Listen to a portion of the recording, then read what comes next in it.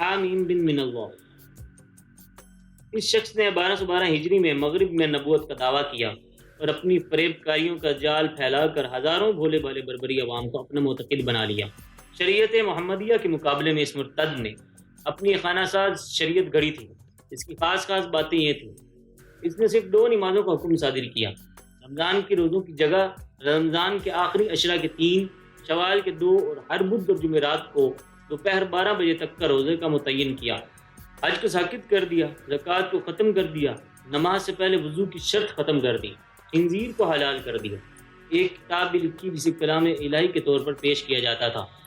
حامیم 319 ہجری میں تبخیر کے مقام پر ایک جنگ میں مارا گیا، لیکن جو مذہب اور عقیدہ اس نے رائج کیا وہ ایک عرصے تک مخلوق خدا کی گمراہی کا سبب بنتا رہا۔ الحمدللہ آج اس کے ماننے والوں کا نام و نشان بھی نہیں ملتا۔